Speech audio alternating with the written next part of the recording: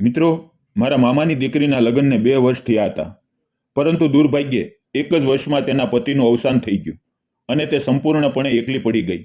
તે બહુ દુઃખમાં ડૂબી ગઈ હતી અને તેમાંથી બહાર જ નીકળી શકતી નહોતી. એટલે મારી માં એને અમારા ઘરે લઈ આવી. મારી મામાની દીકરી બહુ સુંદર, આકર્ષક અને મિલનસાર સ્વભાવની હતી. એક દિવસ એવું બન્યું કે મા પપ્પા કોઈ કામસર બહાર ગામ ગયા હતા. ત્યારે ઘરે ફક્ત હું અને મારી મામાની દીકરી જ ઘરે હતા. મિત્રો, આ વાર્તા સંપૂર્ણ કાલ્પનિક છે, મનોરંજન માટે બનાવવામાં આવી છે. કોઈ પણ વ્યક્તિ, જગ્યા કે ઘટનાથી મેળ ખાવું માત્ર એક સંયોગ છે. તો નમસ્કાર મિત્રો, મારું નામ સુહાસ છે. હું 30 વર્ષનો છું અને ખેડૂત છું. મારી પાસે 3-4 એકર ખેતી છે અને હું મારા મા બાપ સાથે રહું છું. અમે ત્રણેય મળીને ખેતીનું કામ કરીએ છીએ. અમારી જિંદગી સાદી છે, પરંતુ દિલથી જોડાયેલી છે. લગભગ 1 વર્ષ પહેલા મારી મામાની દીકરી એટલે કે સાહિલીના પતિનું અચાનક અવસાન થયું. સાહિલી ખૂબ જ સુંદર છે, પરંતુ પતિના મૃત્યુ પછી તે સંપૂર્ણપણે એકલી પડી ગઈ હતી. આખી જિંદગીનું સુખ એક જ ક્ષણમાં એની પાસેથી છીનવાઈ ગયું હતું. મારા મામાએ મારી માતાને ફોન કરીને કહ્યું હતું કે સાહિલી હજુ પણ બહુ દુઃખમાં છે. 8-9 મહિના વીતી ગયા હોવા છતાં તે આઘાતમાંથી બહાર આવી શકી નહોતી. તેમણે મારી માતાને કહ્યું કે તમે એને થોડા દિવસો તમારા ઘરે લઈ જાઓ. કદાચ વાતાવરણ બદલાય તો થોડું સંભાળી શકે. પછી એક દિવસ મારી માતા મામાના ઘરે ગઈ અને સાહિલીને અમારા ઘરે લઈ આવી.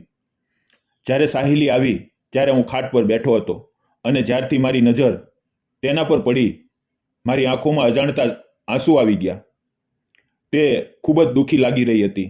સતત રડતા રડતા તેનો દેહ સુકાઈ ગયો હતો. તેના ચહેરાની ચમક ઓછી પડી ગઈ હતી અને તેના સ્વાસ્થ્ય પર તેનો સ્પષ્ટ અસર દેખાતો હતો. લગ્ન પહેલા સાહિલી બહુ હસમુખી અને સુંદર હતી. તેના સ્મિતથી આખું ઘર ચમકી ઉઠતું હતું, પરંતુ હવે તેની સ્મિતમાં પણ ફક્ત દુઃખની છાયા દેખાતી હતી. જ્યારે તે આવી ત્યારે મેં એને પાણીનો ગ્લાસ આપી દીધો. માએ ઘરની અંદર લઈ ગઈ અને બધા માટે ચા બનાવી. અમે ચારેય એટલે કે પિતાજી, મા, હું અને સાહિલી એક સાથે ચા પીવા બેઠા. ચા પીતા સમયે મેં ધીમેથી એને કહ્યું, તું કેટલી સુકાઈ ગઈ છે. કિસ્મતમાં જે લખ્યું છે એ જ થાય, પણ તું પોતાને આટલી તકલીફ ન આપ. મારી વાત સાંભળી તેણે હળવું સ્મિત આપ્યું, પરંતુ તે સ્મિતની પાછળ પણ અપરંપાર દુઃખ છુપાયેલું હતું. સાચું કહું તો મને સાહિલી બાળપણથી ખૂબ જ પસંદ હતી. મારી માતાએ ત્યારે મામાને મારા માટે તેના સંબંધ પણ માંગી લીધો હતો, પરંતુ અમારી ગરીબીને કારણે મામાએ ઇનકાર કરી દીધો હતો. જ્યારથી સાહિલી અમારા ઘરે રહેવા આવી હતી, 5-6 દિવસ વીતી ગયા હતા, પરંતુ તેની માનસિક સ્થિતિમાં ખાસ કોઈ ફેર પડ્યો નહોતો. મા એને બહુ સમજાવતી હતી, સમયસર ખવડાવતી હતી. સાહિલી પણ ઘરના કામમાં મદદ કરતી હતી. તે ક્યારેક વાસણ ધોઈ લેતી, ક્યારેક કપડાં સાફ કરતી અથવા ખાવાનું બનાવવામાં હાથ બટાવતી. હું અને પિતાજી ખેતરમાં જતા, પરંતુ ઘણીવાર હું ઘરે જ રહેતો. જ્યારે હું ઘરે હોઉં ત્યારે હું એની સાથે ખૂબ પ્રેમથી વાતો કરતો. એ આકાશમાં કદાચ તેનું મન હળવું થઈ જાય. જ્યારે મા બાપ ખેતરમાં ચાલ્યા જતા ત્યારે ઘરમાં ફક્ત હું અને સાહેલી જ રહેતા. ક્યારેક તે ટીવી પર ફિલ્મ જોતી, ક્યારેક બારી પાસે શાંત બેસીને વિચારોમાં ખોવાઈ જતી. તેની દરેક અભિવ્યક્તિ મને ગમતી. દુઃખી હોવા છતાં તેની આંખોમાં એક માસૂમ ચમક રહેતી હતી, જે મને ખૂબ આકર્ષતી. મને ખબર હતી કે તેના દિલમાં હજી પણ દુઃખનો ભાર છે, પરંતુ છતાં મારું મન એની તરફ દિવસે ને દિવસે ખેંચાતું ગયું. તેનું તૂટેલું હસવું પણ મને ખૂબ કિંમતી લાગતું હતું, કારણ કે એ દુઃખની છાયામાંથી નીકળેલું હસવાનું ટુકડું હતું. મા સતત એની કાળજી લેતી રહી, પરંતુ મારા દિલમાં અજાણતા જ તેના માટે પ્રેમનું બીજ ઉગવા લાગ્યું. કેમ કે મને તો એ પહેલેથી જ ગમતી હતી. હું હંમેશા એની ચિંતા કરતો. જ્યારે તે એકલી બેસીને રડતી ત્યારે હું એની પાસે જઈને એને સમજાવતો, એની વાત સાંભળતો અને એને શાંત કરતો. ધીમે ધીમે તે પોતાના દુઃખમાંથી બહાર આવવા લાગી હતી. હું એને વારંવાર કહેતો, સાહિલી, જિંદગી ક્યારેય અટકતી નથી.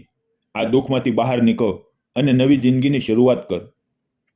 તારી ઉંમર હજી બહુ ઓછી છે. તારી આગળ આખી જિંદગી પડી છે. એનું ધ્યાન બીજે રાખવા માટે હું એને ક્યારેક ખેતરમાં ફરવા લઈ જતો, ક્યારેક ફિલ્મ દેખાડવા, ક્યારેક બજારમાં. આ બધાના કારણે સાહિલના ચહેરા પર ફરીથી સ્મિત આવવા લાગ્યું. હવે તે મારી સાથે ખુલ્લા મનથી વાતો કરવા લાગી. હવે મને એમાં માસૂમ અને હસતી ખીલતી ખીલાવતી સાહિલી દેખાવા લાગી. વારંવાર મારી નજરો ટકરાઈ જતી અને એ નજરોમાં બોલ્યા વગર જ અનેક ભાવનાઓ છુપાયેલી હતી. આ રીતે 3 મહિના વીતી ગયા અને સાહિલી હવે ઘણી બદલાઈ ગઈ હતી. તે હવે ફરીથી પહેલાની જેમ વર્તવા લાગી હતી. તેની નજરમાં મારા માટે અલગ જ ચમક દેખાવા લાગી હતી. મિત્રો, એક દિવસ એવું બન્યું કે મા પિતાજી મામાના ગામ કામસર ગયા હતા. તે દિવસે ઘેરે ફક્ત હું અને સાહિલી હતા. મને ખેતરમાં શેરડીને પાણી આપવાનું હતું, એટલે હું સવારે જ ખેતરમાં ગયો. સાહિલી ઘેરે એકલી હતી. તેણે ખાવાનું બનાવીને મારો ડબ્બો તૈયાર કર્યો અને બપોરે ખેતરમાં મને ડબ્બો આપવા આવી.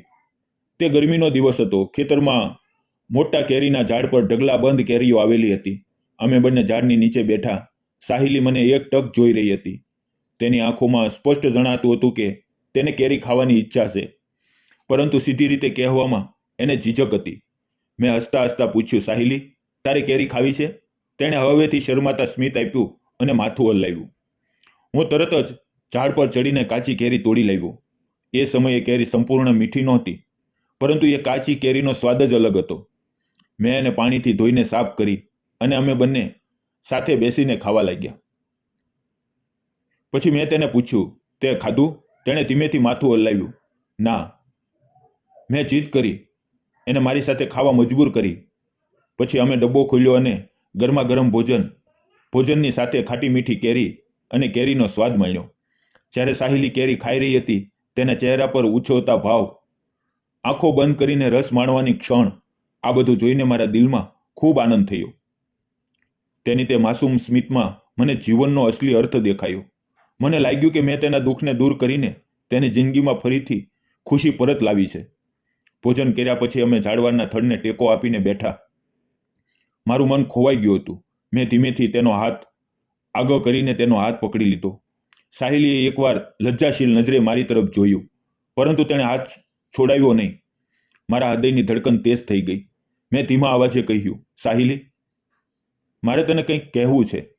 તે બોલી, કહો. હું કંપતા અવાજે બોલ્યો, સાહિલી, હું તને પ્રેમ કરું છું. આ પ્રેમ તો તારા લગ્ન પહેલાથી જ છે, પરંતુ મને ક્યારેય હિંમત ન થઈ કે તને હું કહી શકું. મારા લગ્નના દિવસે મારા દિલને એટલો મોટો આઘાત લાગ્યો કે એને શબ્દોમાં કહેવો અશક્ય છે. આ સાંભળી સાહિલીની આંખોમાં આંસુ આવી ગયા. તે બોલી, તો પછી તે એ વાત પહેલા ક્યારે કેમ ન કહી? હું દુઃખી અવાજે બોલ્યો, કારણ કે તારા પપ્પા એટલે કે મારા મામા અમારી ગરીબી સ્વીકારી ન શક્યા. મારી માતાએ તો ઘણીવાર એમને આ સંબંધની વાત કરી હતી, પરંતુ તેણે ઇનકાર કરી દીધો. સાહિલીના દિલમાં દુઃખનો પ્રવાહ ફરી ઊભો થયો. તેણે મારો હાથ પોતાના હાથમાં લઈને મને ગળે લગાવી લીધો અને જોરથી રડવા લાગી. તે રડતા રડતા બોલી, તું પણ મને બહુ ગમે છે. સાચું કહું તો તારા જ કારણે હું ભયાનક દુઃખમાંથી બહાર આવી શકી છું. જો તું ન હોત તો કદાચ મેં મારી જિંદગી ખતમ કરી દીધી હોત. તેના આ શબ્દોએ મારું હૃદય સ્પર્શી લીધું. મેં એની આંખોમાં જોઈને કહ્યું, સાહિલી, હું તારી સાથે લગ્ન કરવા માંગુ છું. તે થોડું પાછળ હટીને ધીમેથી બોલી, પણ મારા તો પહેલેથી જ લગ્ન થઈ ગયા છે. આ વાત તને ખબર છે?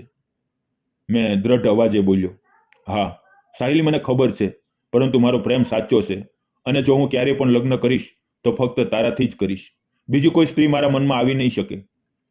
સાહિલી થોડું વિચાર્યું. થોડી ક્ષણ તેની આંખોમાં સંચય હતો, પરંતુ અંતરમાં તેણે મને સ્વીકારી લીધો હતો. થોડું લજ્જાશીલીપણું દર્શાવી તેણે મારા શબ્દોને સ્વીકારી આપ્યું. એક ક્ષણે મને લાગ્યું કે મારું જીવન જ બદલાઈ ગયું. બીજે દિવસે મા પપ્પા ઘરે પાછા આવ્યા. સાંજે ભોજન સમયે મેં હિંમત કરીને કહ્યું, મા, પપ્પા, મારે તમને કંઈક કહેવું છે. મને સાહિલી પ્રિય છે અને હું તેની સાથે લગ્ન કરવા માંગુ છું. મમ્મી પપ્પાએ એકબીજાની તરફ જોયું. તેમના ચહેરા પર ગુસ્સાનો કોઈ ભાવ નહોતો, પરંતુ આનંદની ઝલક હતી.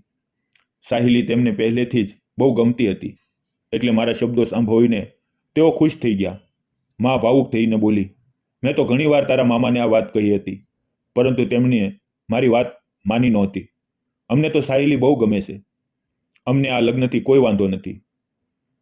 મારી માની આ વાત સાંભળીને સાહિલી ખુશીના આંસુઓથી રડી પડી. ઘરમાં આનંદનો માહોલ છવાઈ ગયો. થોડા દિવસોમાં મામાને ઘરે બોલાવવામાં આવ્યા અને આખું સત્ય જણાવાયું. ત્યારે મામાની આંખોમાં પણ પસ્તાવાનો ભાવ આવ્યો. તેમણે પોતાની ભૂલ સ્વીકારી અને આ લગ્ન માટે સહમતિ આપી. થોડા દિવસોમાં સાહિલી અને મારા લગ્ન ધામધૂમથી થઈ ગયા. ગામવાળા, સગા સંબંધીઓની વચ્ચે અમે બંને પવિત્ર બંધનમાં બંધાયા. લગ્ન પછી અમારા જીવનમાં ફક્ત સુખ, પ્રેમ અને આનંદ જ છવાઈ ગયો. આજે હું સાહિલી અને મારા માતા પિતાજી બધા સાથે ખુશીથી રહીએ છીએ. હું સાહિલીને દિલની ઊંડાઈથી પ્રેમ કરું છું અને તે પણ મને એટલો જ નહીં પણ વધુ પ્રેમ કરે છે. મિત્રો, તમને શું લાગે છે? મેં અને સાહિલીએ જે લગ્ન કર્યા તે સાચા હતા કે ખોટા? તમારો મત જરૂર કોમેન્ટમાં લખજો, કારણ કે અમારા માટે આ પ્રેમનું લગ્ન જીવન સૌથી મોટો સંતોષ બની ગયો. સાચો પ્રેમ ક્યારેય પરિસ્થિતિ પર આધારિત નથી હોતો, તે તો મન અને ઈમાનદારી પર આધારિત હોય છે. જ્યારે આપણે કોઈને દિલથી પ્રેમ કરીએ, તેની કાળજી લઈએ, એને દુઃખમાંથી બહાર લાવીએ, ત્યારે એ પ્રેમ આખી જિંદગી માટે અડગ બની જાય છે. પૈસા, રૂપ કે કુટુંબ એના કરતાં પણ સાચો પ્રેમ વધારે કિંમતી છે. આથી જો જીવનમાં સાચો પ્રેમ મળે તો એને મજબૂતીથી થામજો, એની કદર કરજો, કારણ કે એ જ જીવનનું અસલી સુખ છે. મિત્રો, આ પ્રેમ કહાની તમને કેવી લાગી તે અમને કોમેન્ટમાં જરૂર જણાવજો. જો સારી લાગી હોય તો ચેનલને સબસ્ક્રાઇબ કરો, વિડીયોને લાઇક અને શેર કરવાનું ભૂલશો નહીં. મિત્રો, ફરી મળશું આવતીકાલે એક નવી વાર્તા સાથે. ત્યાં સુધી આવજો. અને મેં પહેલાં પણ કહ્યું તેમ વિડીયોમાં આવેલા નામ, પાત્ર, ઘટના આ બધું જ કાલ્પનિક હતું.